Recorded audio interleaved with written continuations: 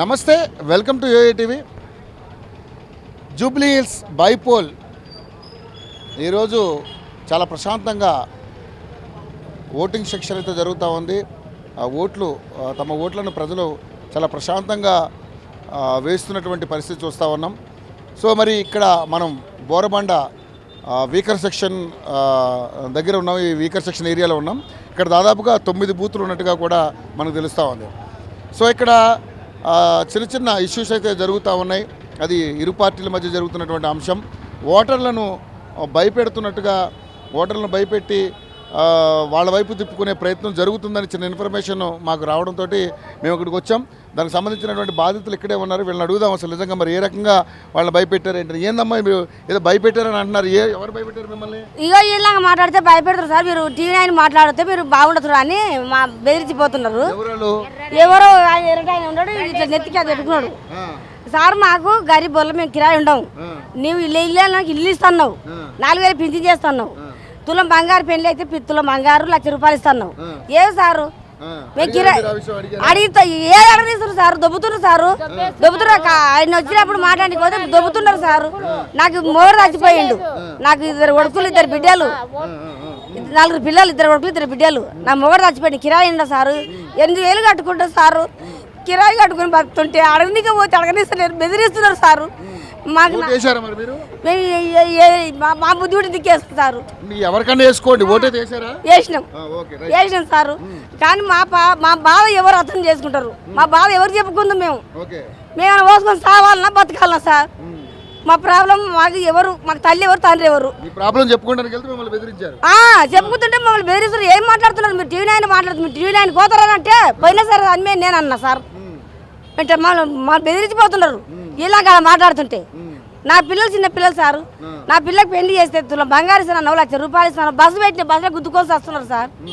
Pension 2,016 రూపాయలు ఏంటికి వస్తున్నాయి సార్? నెలంతా మాకు ఇట్లా బతుకుతాం సార్. మేము 4,000 చేస్తాను, 4,000 చేయలేదు. ఇల్లు ఇస్తాను, ఇల్లు చేయలేదు. మాకు ఇంట్లో కిరాయి ఉండి వస్తున్నాం సార్. నాకు ఇల్లు కావాలి.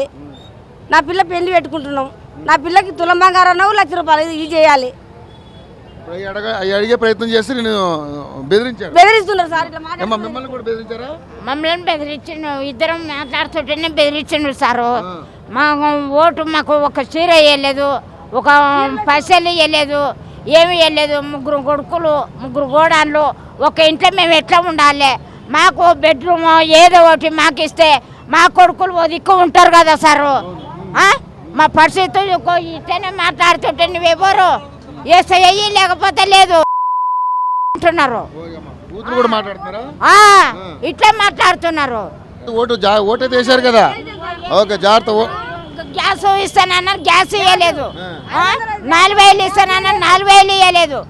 బస్సులు మేము ఫ్రీగా పెట్టామా? మొగోళ్ళలాగా మాకు మేము వస్తలేము. ఇంతకు ముందుకు 200 పెట్టుకొని వస్తున్నామా, 300 పెట్టుకొని వస్తున్నామా, ఎంత పెట్టుకొని వస్తున్నామా? మన అల్లాకనే మేము పెట్టుకొని వస్తున్నాం కదా బస్సుకు. నేను పెట్టా అని అడగలేదు కదా. ఎందుకు పెట్టా అన్నాడు? ఎందుకు ఇంత ఇబ్బంది పెట్టిండాడు? ప్రశాంతంగా ఇంటికి వెళ్ళండి. ఓటేశారు కదా, జాగ్రత్తగా ఇంటికి వెళ్ళండి, ఓకేనా? సో ఎక్కడ చూసినా కూడా కొన్ని చోట్ల అయితే కొన్ని చిన్న చిన్న చదురుమదురుగా కొంచెం గొడవలు అయితే జరుగుతామని, కొంతమంది ఓటర్లను భయపెడుతున్నట్టుగా కూడా కొన్ని వార్తలు అయితే రావడం జరుగుతుంది. చాలా ప్రశాంతంగా అయితే ఇప్పటివరకు పోలింగ్ జరిగినటువంటి ఘటన అయితే మనం చూసాం. ఇక్కడ చాలామంది అంతా కూడా ఎక్కువ ఇక్కడ వీకర్ సెక్షన్ ఏరియాలో దాదాపు 9 బూతులు ఉన్నాయి.